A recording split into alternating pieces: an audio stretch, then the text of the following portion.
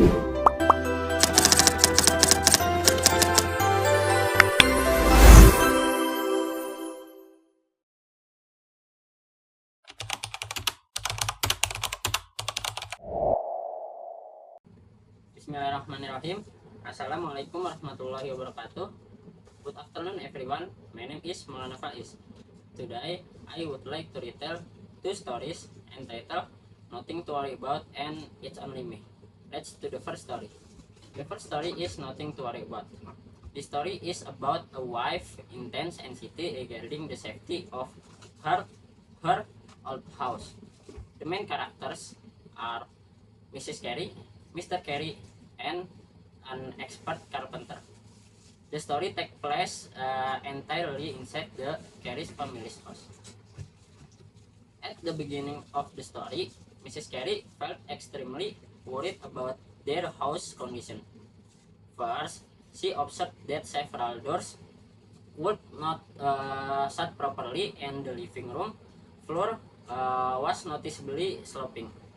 She was deeply terrified that the entire house structure might collapse unexpectedly. Then, Mr. Carey called a professional carpenter to thoroughly inspect their home to calm her down. After that, the carpenter careful examined the structural walls and checked the dark cellar below. Suddenly, the atmosphere became very tense as Mrs. Carey went anxiously imagined the worst outcome.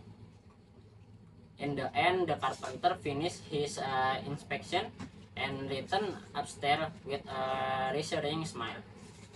Finally, he explained that the house was perfectly safe and the sheep were just old timber natural change due to weather.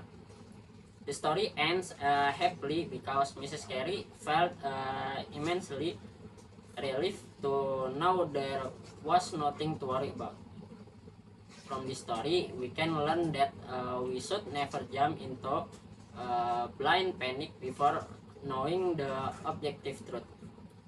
The moral value of this story is that we should always consult an expert before making worrying assumption. Let's do the second story. The second story is It's Only Me. This story is a funny experience about a custom joke that went wrong. The main characters are Mrs. Richard, a baker, and a man from the electricity board. The story takes place inside Mrs. Richard's house.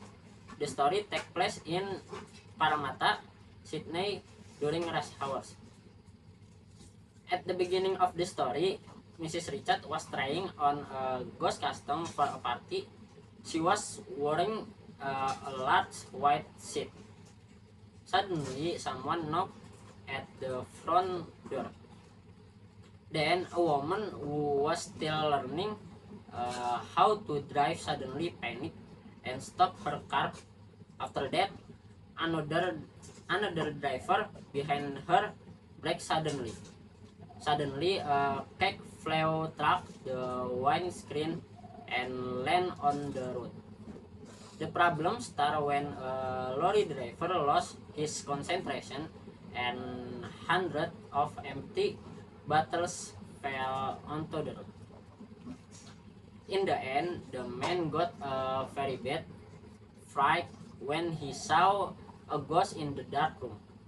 Mrs. Richard tried to comfort him by saying, "It's only me," but he was not terrified. Finally, as she walked toward him to explain, the man fled from the house in panic and slammed the front door. From this story, we can learn that unexpected joke can deeply scare people. The moral value of this story that we should think twice before playing a prank on someone. Maybe enough from me. Thank you for your attention.